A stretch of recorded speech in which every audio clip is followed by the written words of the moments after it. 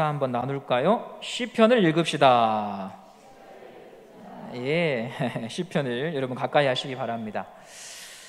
이 시편에 많은 시를 지은 다윗의 이야기가 우리가 계속 살펴보고 있는 본문입니다. 지난 시간 살펴본 사무엘하 11장은 절대 권력에 안주했던 다윗이 큰 시험에 빠진 사건을 다루고 있었습니다. 사무엘상 26장에서는 사울을 죽일 수 있음에도 죽이지 않고 용서했던 그 다윗이 사무엘하 11장에서는 욕망의 노예가 되어 있었죠. 자신의 죄를 감추고 통제하기 위해 더 큰 죄로 빠져들었던 다윗의 모습, 그것은 낮에는 예수 믿는 것 같지만 밤에는 주님 없이 살고자 하는 바로 나의 모습을 보여주는 이야기였습니다.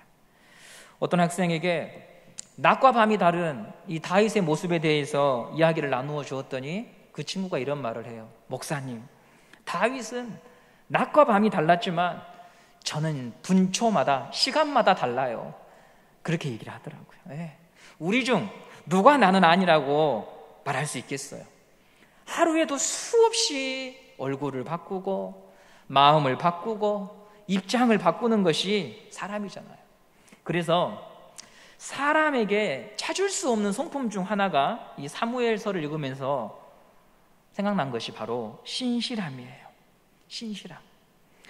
사람은 하나님이 원하시는 이런 성품들을요 스스로 만들어낼 수가 없습니다. 온유, 자비, 사랑, 이런 열매를 우리 힘과 노력으로 만들어낼 수 없는 존재가 사람이에요. 그래서 우리는 모두가 다 예수가 필요한 거예요. 하나님의 이 성품은 예수의 생명이 우리에게 공급될 때만 성령 안에서 만들어지는 거예요. 예수 나무에 저와 여러분이 접붙임되어서 예수의 생명이 공급될 때 그때야 비로소 사람처럼 말하고 사람처럼 생각하는 자가 저와 여러분이 아니겠습니까? 오늘 이 예배 속에서 말씀을 통해 예수의 생명이 우리 심령에 성령을 통해 공급되는 시간이 되기를 간절히 소원합니다. 오늘 12장은 다윗에게 나단이 찾아오는 이야기로 시작이 됩니다. 우리 12장 1절 말씀 함께 보도록 하겠습니다. 12장 1절입니다. 시작. 여호와께서 나단을 다윗에게 보내시니 그가 다윗에게 가서 그에게 이르되 한 성읍에 두 사람이 있는데 한 사람은 부하고 한 사람은 가난하니. 잘 아시는 이야기를 성경이 기록하고 있습니다. 12장은 잘 아시듯 나단이 다윗을 책망하는 게 주제입니다. 회개하는 다윗, 회개하는 다윗. 우리가 강단을 통해서 자주 들었던 말씀이 있죠. 회개는 뭐다? 축복이다. 아멘. 회개는요 축복이에요. 정말 그렇다라고 생각하게 된 한 가지 계기가 있었는데요, 가끔 언론에서 한국 사회를 뒤흔든 희대의 범죄자들에 대한 기사가 방영되더라고요. 무고한 사람을 수없이 살해한 사람들, 유영철, 정두영, 화성연쇄 살인범, 이춘재 같은 사람들, 그들의 이야기가 방영돼요. 어떤 동기로 사람을 그렇게 살해했고 또 지금은 그들이 감옥에서 어떻게 살고 있는지 유심히 보면서 알게 된 게 있습니다. 이 사람들이요, 한 번의 실수, 한 번 욱해서 인생이 망가진 게 아니에요. 보통 전과가 10범이 넘어요. 청소년기 때부터 절도로 시작을 해가지고 사기, 폭력, 폭행, 강간 수차례 금거가 되고 구속이 되고 옥살이를 했어요. 장흥에 가시면 장흥교도소가 있어요. 장흥교도소는 2015년에 신축해서 이전했거든요. 그래서 옛 장흥교도소가 그대로 남아 있습니다. 이 장흥교도소는 드라마에서 영화 촬영지로 많이 사용이 됩니다. 교도소를 주제로 한 영화가 바로 이곳에서 촬영이 되는데요, 언론에서 한번 그 장흥교도소 내부를 보여주더라고요. 새벽 6시에 기상을 해가지고 저녁 6시까지는 누울 수도 없고 벽에 등을 기댈 수도 없어요. 대소변을 보는 화장실이 오픈되어 있어요. 겨울이면 춥고 여름이면 덥고 최소한의 권리만 누릴 수 있는 곳, 잠을 잘 때도 불이 꺼지지 않아요. 감시 대상이기 때문에 24시간 불빛 아래서 감시받는 곳이 감옥입니다. 이런 곳에서 하루도 이틀도 아니고 수년씩 살다가 재수자들이 출소하거든요. 불편하고 고독하고 두렵고 힘든 시간입니다. 그런데 신기한 건 수년간 고통스러운 시간을 보내고 출소했는데 사람들이 안 바뀌어요. 이게 너무 놀라워요. 물론 그들이요, 그 안에서 후회는 해요. 왜 그랬을까? 그때 참을 걸, 하지 말 걸, 나가면 정신 차리고 살아야지, 이런 후회는 하는데 회개로 이어지지 않아요. 또다시 그 길을 간다는 거예요. 오히려 처음보다 더 흉악한 죄의 길로 가요. 예전에는 물건만 훔쳤는데 이제는 사람의 목숨을 해쳐요. 그렇게 점점 깊은 수렁으로 빠져들어갑니다. 그래서 제가 그 장면을 보면서 들었던 생각이, 회개는 축복이다. 정말 회개는 아무나 할 수 있는 게 아니고 회개는 축복이구나. 내가 오늘 회개하겠습니다, 이렇게 한다고 되는 일이 아니라는 거죠. 대부분 그건요, 후회예요. 후회고요. 회개는 하나님께서 부어주시는 은혜가 있어야 가능합니다. 하나님이 부어주시는 은혜가 있어야 가능해요. 오늘 본문이 그것을 보여주거든요. 오늘 본문이요, 12장이 다윗이 회개하는 본문이라고 말씀드렸는데요, 어떻게 이 회개가 시작됐는지 보십시오. 12장 1절에 이렇게 시작이 됩니다. 여호와께서 나단을 다윗에게 보내시니라고 됩니다. 하나님께서 나단을 다윗에게 보내는 것을 통해서 회개가 시작이 되는 거예요. 회개는 회개한 다윗이 있기 전에 다윗에게 찾아오신 하나님이 먼저 계셔서 회개가 시작이 된다는 거죠. 다윗에게 나단을 보내신 하나님이 회개의 기회를 주시니까 다윗은 비로소 자기 죄를 고백할 수 있는 은혜를 입었던 것이었죠. 그래서 회개도 정말 말씀 그대로 하나님이 주신 축복이다, 하나님이 베푸신 은혜다. 오늘 여러분의 마음속에 다 꺼내놓을 수 없는 무거운 짐이 있더라도요, 회개의 기회를 주신 하나님께 고백할 수 있는 여러분들 되시기를 간절히 바랍니다. 하나님 앞에 돌이켜야 될 생각과 마음의 태도가 있다면 그것을 계속 미뤄두지 마시고 그것을 인정하고 죄 용서함 받아 자유함을 누리는 그런 은혜가 저와 여러분에게 있기를 간절히 소망합니다. 다윗은 실수했고 범죄했어요. 작은 잘못이 아니에요. 무의식 중에 행한 죄가 아니고 철저하게 계획을 갖고 실행했어요. 그런데 회개합니다. 다윗이 회개한 과정을 좀 더 자세히 우리가 살펴보겠는데요, 다윗이 사울과 다른 인생을 걸어갈 수 있었던 이유 중에 한 가지를 꼽자면 저는 이런 걸 여러분들에게 말씀드리고 싶어요. 다윗에게는 항상 하나님의 마음을 전해주는 사람들이 있었어요. 하나님의 마음, 하나님의 시선, 하나님의 뜻을 가감없이 증거하고 이야기해주는 사람이 있었어요. 고난을 통과할 때, 시험에 넘어질 때, 범죄할 때, 다윗에게는요, 하나님의 마음을 전해주는 사람이 늘 있었어요. 대표적인 사람이 여러분이 잘 아시는 이 사무엘서의 이름 사무엘, 그리고 사울의 아들 요나단, 또 나발의 아내였던 아비가일, 선지자 2명이 있죠. 오늘 나오는 나단 선지자와 갓 선지자가 있습니다. 이들은 모두 한결같이 공통점이 있어요. 다윗이 초심을 잃을 때마다 하나님의 마음을요 전해주었습니다. 세상 누구도 혼자 끄는 사람 없어요. 홀로 큰 사람이란 없습니다. 반드시 누군가의 도움을 받아야 합니다. 다윗이 이스라엘 성군이 되었던 바탕에는 그의 자질과 노력만으로 된 것이 아니에요. 첫째로는 하나님의 돌보심이고, 둘째로는 중심을 잃을 때마다, 두려움과 의심 속에 있을 때마다, 탄식할 때마다, 실수할 때마다 그에게 하나님의 마음을 전해준 하나님의 사람들이 있었습니다. 이를 통해 다윗은 다시 일어날 수 있었고 하나님께 시선을 돌릴 수 있었습니다. 여러분의 저제 속에 이런 사람들을 만나는 복이 있기를 간절히 바라는 거죠. 세상의 욕망을 자극하고 피를 끓게 하는 사람들은 조심해야 됩니다. 그런 교제들이 우리의 삶을 지배하게 되면 하나님을 잊게 됩니다. 피를 끓게 하는 사람들을 가까이 하면 결국 어떤 결론에 이르게 되냐면 하나님 없어도 살 수 있을 것 같다는 착각을 하게 됩니다. 세상의 것을 쫓다가 허무한 나를 만나게 될 거고, 끊임없이 남과 비교하는 속에서 감사를 잃을 테고, 원망과 탄식에 사로잡혀 깊은 침체에서 벗어날 수 없습니다. 그러나 우리 곁에 하나님은 살아계신다, 하나님은 선하시다, 하나님을 의지하라며 믿음의 권면과 충고와 책망을 해주는 사람이 있다면 동일한 어려움 속에서도 우리는 다른 길을 걸어갈 수 있습니다. 깊은 수렁에 빠져 있을지라도 빠져나올 수 있는 기회를 가질 수 있습니다. 막혔던 기도가 다시 회복이 되고요, 강팍해졌던 나의 마음에 보슬비를 맞은 흙처럼 내 마음이 부드러워져서 말씀에 반응하는 일들이 일어나게 될 것입니다. 사람은 결국 내가 만나는 사람을 닮게 되어 있습니다. 내가 깊이 교제하는 사람을 닮게 되어 있어요. 이전에 제가 섬기던 교회에서 함께 동역하던 부목사님은 한 가지 재미있는 버릇이 있었거든요. 사람들은 저마다 자기 나름의 버릇이 있잖아요. 무의식 중에 손톱을 물어뜯거나 다리를 떨거나 코를 판다거나 머리를 계속 넘긴다거나. 이분은 골똘히 무언가 집중할 때 어떤 버릇이 있냐면요, 입술을 이렇게 한 버릇이 있습니다. 이렇게 입술을 모아가지고, 뽀뽀하듯이 모아가지고 오른쪽으로 이렇게 하는 버릇이 있었어요. 그걸 제가 자주 보게 되니까 제 옆자리에 있어서 저도 이걸 따라하게 됐어요. 이렇게. 심각한 것은 제가 무의식 중에 집에서 이걸 이렇게 하니까 아내가 청소하다가 이걸 하더라고요. 아내가 집에서 청소할 때 집중하면 입술을 이렇게 해요.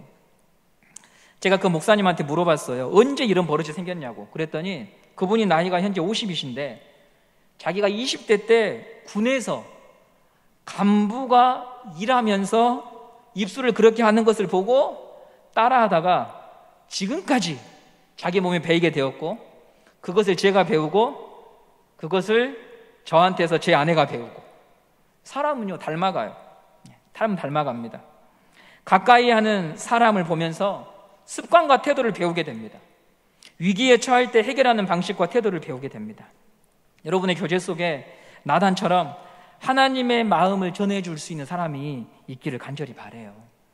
학생들에게 이런 말을 해요. 야, 믿음이 나아지고 싶으면 믿음 있는 사람과 교제를 해. 그럼 물들어.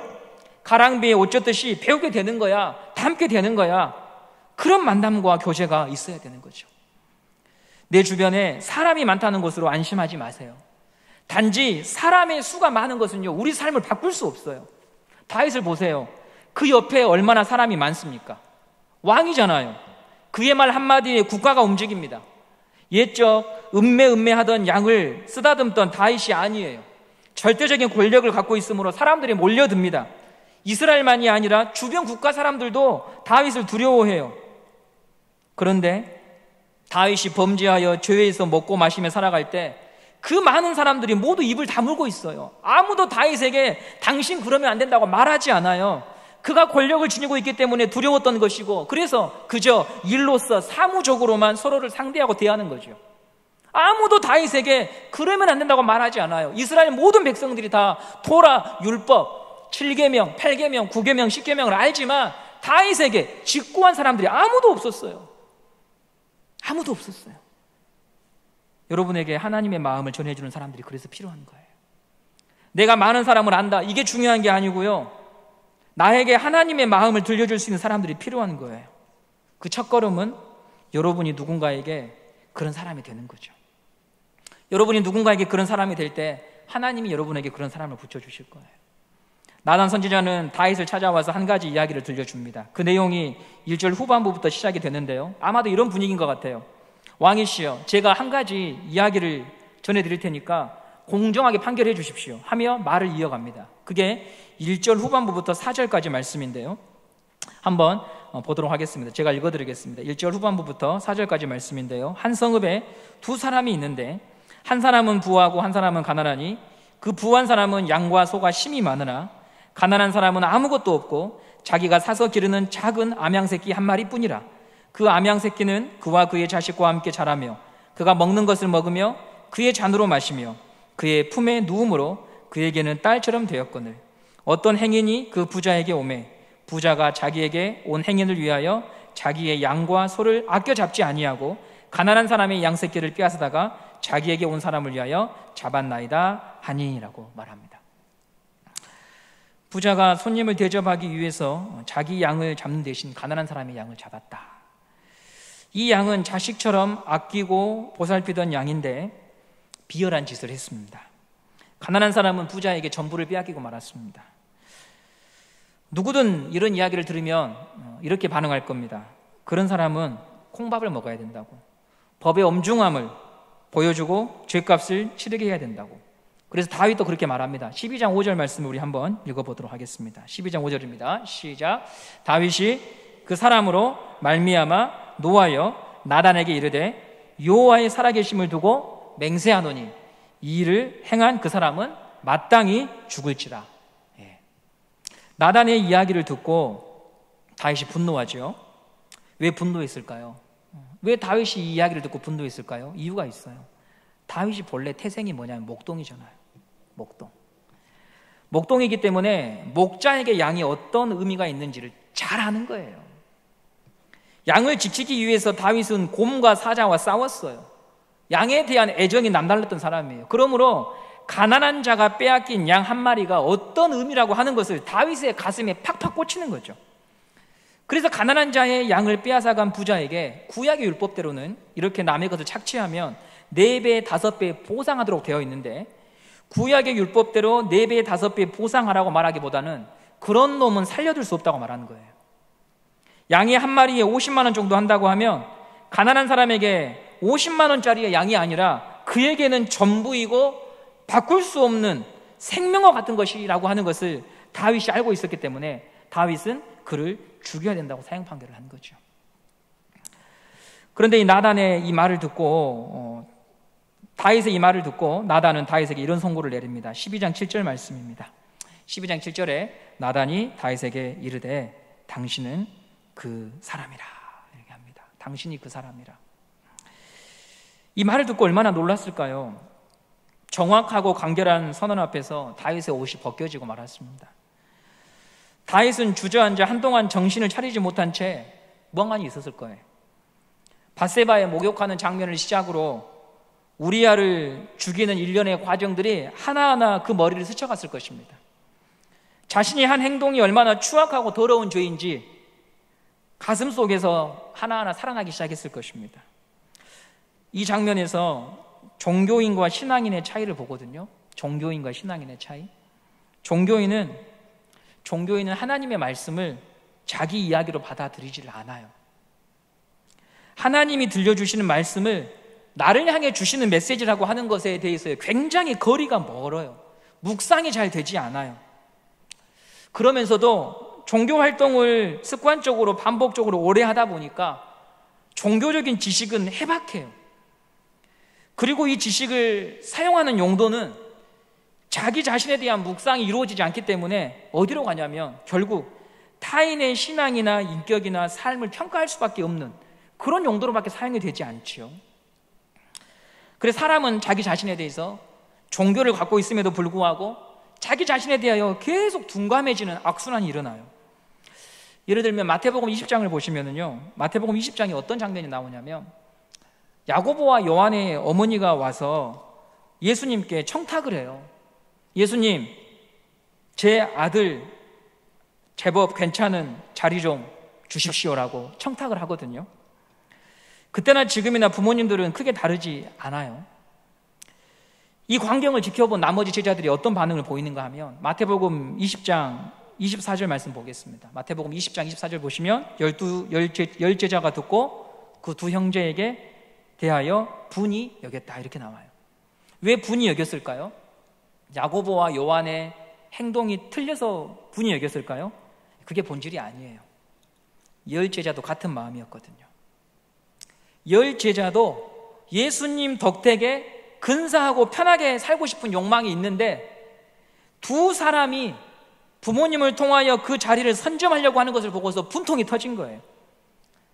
교만한 사람은요, 교만한 사람에게 굉장히 민감하고요, 잘나 보이고 싶은 사람은 잘난 체 하는 사람을요 보고 있지 못해요.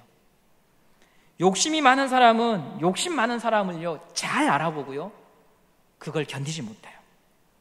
이건 제가 제 스스로에게 임상 실험에서 얻어낸 결과예요. 제 마음이 그럴 때마다 그런 사람들이 제일 잘 포착이 돼요. 종교인은 늘 다른 곳을 봐요. 다른 사람 이야기로 하루를 살고 타인에게 종교적 지식을 적용하면서 은혜를 팔아버려요. 그래서 변화의 기회가 없어요. 말씀 앞에 자신을 진실하게 비춰볼 기회가 없어요. 그러면 신앙인은 뭐냐? 다윗이 오늘 신앙인이 무엇인가를 보여줘요. 하나님의 말씀을 자기 이야기로 끌고 들어오는 사람이에요. 나의 허물과 추함을 말씀을 통해서 보지요. 말씀을 통해 자기 영혼의 민낯을 봐요.